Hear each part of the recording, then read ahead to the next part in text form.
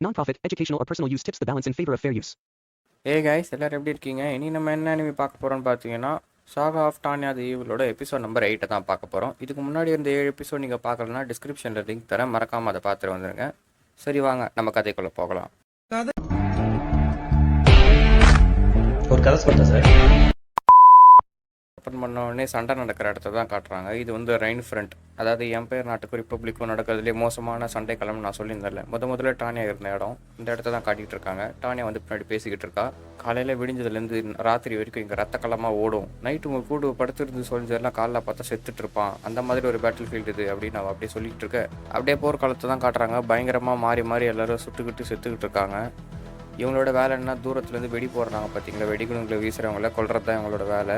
டானியாவும் அவங்களோட ஸ்குவாடு முன்னாடி போயிட்டு அதெல்லாம் காலி பண்ணிகிட்டு இருக்காங்க. இப்போ எதிரிங்க சைட்லேருந்து மந்திரவாதிங்க வராங்க. அதை எதிர்க்கிறதுக்காக டானியாவை பாதி பேரை கூட்டிகிட்டு போகிறா. மிச்ச பாதி பேர் அந்த வெடிகுண்டு போடுறவங்கள சாவடிக்கிறதுக்காக போயிருக்காங்க, அதாவது ஆர்டிலரி. சண்டை இன்றைக்கும் பயங்கரமாகவே போகுது. அதுக்கப்புறம் அப்படியே அன்றைக்கி நைட்டு கேம்பில் தான் காட்டுறாங்க. இங்கே ஒரு சோல்ஜர் தான் காட்டுறாங்க, அவன் கையில் அடிபட்டுருக்குது. இவனோட பேர் கொனிக், இவன் செகண்ட் லெப்டினன்ட் டானியாவோட ஸ்குவாடில். இதுக்கு தான் முதலே சொன்னேன் ஒழுங்காக பார்த்து சண்டை போடுறா அப்படின்னு சொல்லி. இப்போ பார்த்தியா கையில் அடிபட்டுச்சு, கொஞ்சம் மிஸ் ஆயிருந்தா நீ செத்துருப்படா அப்படின்னு சொல்லி இன்னொருத்தர் வந்து சொல்கிறான். இவன் பேர் தான் வைஸ், இவனை வந்து ஃபஸ்ட்டு லெப்டினன்ட் டானியாவோட ஸ்குவாடில். டானியாக்கு அப்புறம் செகண்ட் இன் கமாண்டாக இவன் தான் இருக்கான். போர்னா நீ அசால்ட்டாக நினச்சிட்டுக்கிறடா, கொஞ்சம் மிஸ் ஆயிருந்தா நீ உயிரே போயிருக்கும். நீ வந்து நம்ம விக்டோரியாவை பார்த்து கற்றுக்கடா. அவங்க பார்த்தியா நம்ம கமாண்டர் கூட தான் சுற்றிக்கிட்டு இருக்காங்க, பயங்கரமான எக்ஸ்பீரியன்ஸ் இருக்கா அவங்களுக்கு அப்படின்னு சொல்லவும் விக்டர் வந்து கேட்குறான், நீங்கள் வேணால் கமாண்டர் கூட பறக்குறீங்களா அப்படின்னு. அவங்க கூடலாம் என்னால் பறக்க முடியாது அப்படின்னு சொல்லி இவனுங்க சொல்கிறானுங்க. அப்போ தான் பார்த்தீங்கன்னா ஒரு சோல்ஜர் வந்து அர்ஜென்ட் நியூஸு, மேஜர் எங்கன்னு கூப்பிடுவோம். என்னடா விஷயம், அப்படி என்னடா அர்ஜென்ட்டுன்னு கேட்குறாங்க. ஒன்றும் இல்லை, நம்மளோட ஒரு நாட்டு பகுதியில் வந்து என்ன ஆகுதுன்னா போராட்டம் வெடிச்சிருக்கு, அங்கே வந்து ரிப்பப்ளிக் ஆளுங்க வந்துட்டுருக்காங்க அப்படின்னு சொல்கிறாங்க. என்னன்னு பார்த்தீங்கன்னா ரிப்பப்ளிக்கில் அரேனேன்னு ஒரு சிட்டி இருக்குது. அந்த சிட்டியை வந்து எம்பையர் நாடு வந்து கைப்பற்றி அந்த இடத்த ஆண்டுட்டு இருந்தாங்க. இப்போ அங்கே இருக்கிற ரிப்பப்ளிக்கோட மக்கள் இருப்பாங்க பார்த்தீங்களா, அவனுங்கெல்லாம் சேர்ந்து என்ன பண்ணுறாங்கன்னா போராட்டம் பண்ணுறானுங்க. அங்கே இருக்க ரயில் ரோட்ஸ்க்கெல்லாம் பாம்பு வச்சு வெடிக்க வைக்கிறானுங்க. அந்த இருக்க சப்ளை எல்லாம் கட் பண்ணி விட்டுறானுங்க. சாதாரண மக்களே என்ன பண்ணுறாங்கன்னா சோல்ஜர்ஸ் அடித்து கொள்கிறாங்க கும்பலாக சேர்ந்து. இதை சப்போர்ட் பண்ணுறதுக்காக ரிப்பப்ளிக்லேருந்து என்ன பண்ணுறாங்கன்னா ஏர்ஃபோர்ஸ் மூலிமா மேஜர்ஸ் அனுப்புகிறாங்க. இந்த இடத்த திருப்பியும் கைப்பற்றுறதுக்காக ரிப்பப்ளிக் போராடுறாங்க. அதனால் திருப்பியும் அந்த அரேனான்ற சிட்டியை எடுக்கிறதுக்காக தான் இப்போது எம்பையர் நாட்டு வந்து டானியாவோட ஸ்குவாடை அனுப்புறதுக்காக பிளான் பண்ணியிருக்காங்க.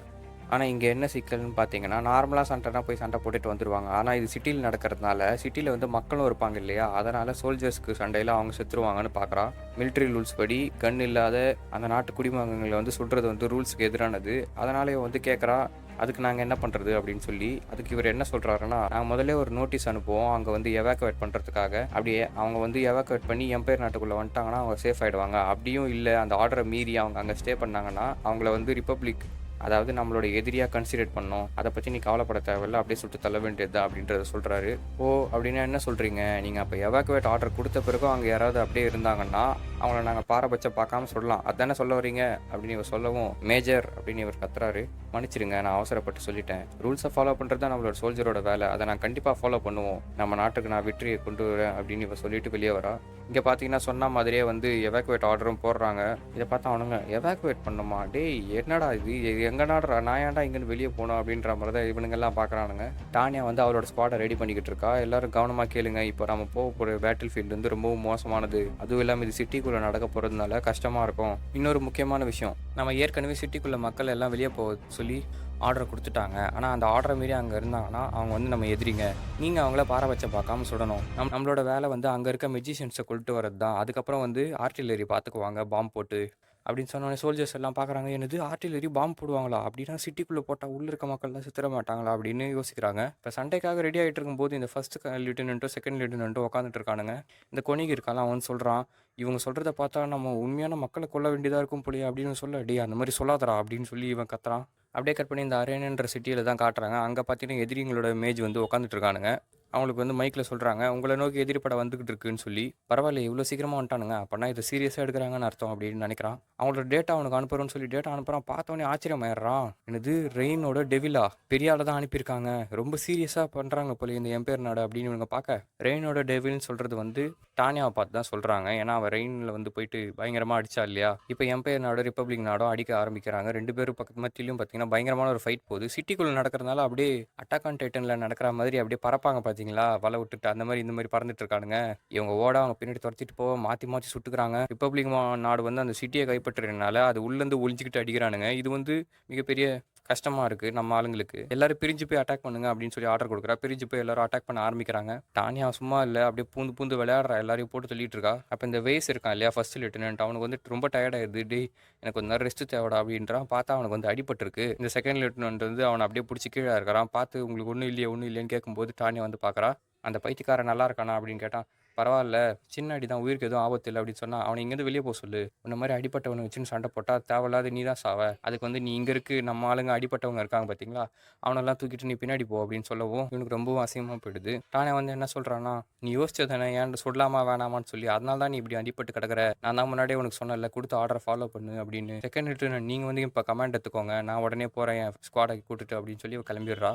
முக்கால்வாசி பேர் வந்து கொண்டு வர்றாங்க டானியோட ஸ்குவாடு. அதுக்கப்புறம் என்ன பண்ணுறாங்கன்னா, எதிரிங்களோட மேஜஸ் வந்து நம்ம இங்கேருந்து தப்பிச்சு ஓடிடலாம், பின்னாடி போயிடலாம் அப்படின்னு சொல்லி தப்பிக்க ஓட பார்க்குறானுங்க. டானியா வந்து எல்லாரும் நிறுத்துங்க, அப்படியே ஃபயரை நிறுத்துங்க, நமக்கான மிஷன் முடிஞ்சிடுச்சு. நமக்கான மிஷன் வந்து மேஜஸ் அடிச்சு ஓட்டுறது தான். நம்ம மிஷன் கம்ப்ளீட் ஆயிடுச்சு. இப்போ வந்து ஆர்டிலரி வந்து பாம்பு போடுவாங்க சிட்டியில், எல்லாரும் பின்னாடி வாங்க அப்படின்னு சொல்கிறாங்க. கடைசியாக ஒரு வாட்டி வார்னிங்கும் கொடுக்குறா. அவங்களுக்கு வந்து வார்னிங் தரேன், எல்லாரும் வந்து சரண்டர் ஆகிடுங்க. எம்பையர் நாட்டை சேர்ந்த சோல்ஜர்ஸ் அப்புறம் வந்து மக்களை வந்து நீங்கள் ரிலீஸ் பண்ணிவிடுங்க, ரிலீஸ் பண்ணிட்டா அவங்கள வந்து உயிரோட விடுறேன் அப்படின்னு சொல்கிறா. எனது எம்பையர் நாட்டை சேர்ந்தவங்களாட்டி இங்கே இருக்க எல்லாருமே ரிப்பப்ளிக் நாட்டை சேர்ந்தவங்கடா அப்படின்னு இங்கே பார்க்க, இங்கே கைதியாக இருக்க ஒரு சோல்ஜர் வந்து எழுச்சி தப்பிச்சு ஓட பார்க்குறான். அப்போ வந்து என்ன பண்ணிடுறானுங்கன்னா, அவனுக்கு சுட்டுறானுங்க அந்த ரிப்பப்ளிக் நாட்டை சேர்ந்தவனுங்க. இதை வந்து டானியா வந்து வீடியோவை எடுத்து வச்சுக்க சொல்கிறா. ஏன்னா வந்து யூஸ் பண்ணலாம்ல, இதை வச்சு அவங்க இந்த மாதிரி சுட்டாங்க, அதனால தான் நாங்கள் பாம்பு போட்டோம் அப்படின்னு ஒரு எக்ஸ்கியூஸாக யூஸ் பண்ணலான்னு சொல்லி வச்சிருக்கா. இதுக்கு மேலே பொறுக்க முடியாது, ஆர்டிலரி யூஸ் பண்ண சொல்லுங்க அப்படின்னு சொல்கிற உடனே ஹெட் குவார்ட்டர்ஸ்லேருந்தும் ஆர்டர் வருது. ஆர்டிலரி யூஸ் பண்ணுறாங்க. சிட்டி உள்ள பார்த்தீங்கன்னா பாம்பு போடுறாங்க. மக்கள் எல்லாருமே அதில் மாட்டின்னு தவிக்கிறாங்க. முதல்ல அவன் வந்து ஆர்டர் கொடுத்தாங்க, அப்போவே வெளியே ஓடி இருக்கணும். ஆனால் அவங்க மிகப்பெரிய தப்பு பண்ணிட்டாங்க. சோல்ஜர்ஸு நார்மலான மக்கள்னு சொல்லி எல்லாருமே அந்த வெடியில் மாட்டி அநியாயமாக கொல்லப்படுறாங்க மாறி மாறி. சின்ன குழந்தைங்கலேருந்து பெரியவங்க வரைக்கும் எல்லாருமே சாவறாங்க பாரபட்சம் இல்லாமல். அப்போ இந்த சோல்ஜர் பார்த்துட்டு, யாரா இவனுங்க பைத்தியக்காரங்களாடா, மக்கள் உள்ளே இருக்காங்க, அப்படியே பாம்பு போடுறானுங்களே, எல்லாரும் பின்னாடி வாங்க, மிச்சம் இருக்க மக்களை கூட்டிட்டு நம்ம இங்கேருந்து ஓடிடலாம் அப்படின்னு சொல்லி பார்க்குறாங்க. இந்த பக்கம் பார்த்தீங்கன்னா நம்ம செகண்ட் லெஃப்டினன்ட் வந்து அங்கே இருக்க கைதியாக பிடிச்சி வச்சிருக்க ஆளுங்கள்லாம், எம்பையர் நாட்டை சேர்ந்த ஆளுங்கள்லாம் காப்பாற்றி கூட்டின்னு வந்துட்டு இருக்காரு. அவருக்கு அங்கே இருக்க பொணங்களை பார்த்தோன்னே வாந்தி வருது. ஆனால் மனசுக்குள்ளே நான் என்ன தப்பு செய்யலை, எந்த தப்பு செய்யலைன்னு சொல்லி தேத்திக்கிறாரு. இப்போ ஹெட் குவார்ட்டர்ஸ்லேருந்து டானியாவுக்கு ஒரு கால் வருது. என்ன சொல்கிறாங்கன்னா, எதிரிங்களோட மேஜஸ் வந்து சில பேர் தப்பிச்சு போக ட்ரை பண்ணுறாங்க. அவங்க வந்து நம்மளோட ஆர்டிலரி ஃபயரை வந்து நிறுத்துறாங்க. சீக்கிரமாக அவங்க கிட்ட போய் அவங்க எல்லாரையும் அழியுங்க, உங்களுக்கு 5 நிமிஷம் தான் டைம் அப்படின்னு சொல்கிறாங்க. சரின்னு இவ்வளோ ஆர்டர் ரிசீவ் பண்ணிவிட்டு அவங்கள எல்லாரையும் சுடுறதுக்காக தயாராக இருக்கா. இந்த செகண்ட் லெஃப்டினன்ட் பார்த்தீங்கன்னா உடனே போய் தடுக்கிறான்.